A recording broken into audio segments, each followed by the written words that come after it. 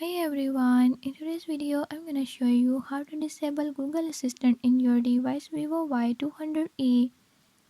In this video I'm gonna tell you how to disable it. Before move to the video, if you are new to my channel, don't forget to subscribe and hit the bell icon. Watch complete video and learn how you can do it. Let's watch the video.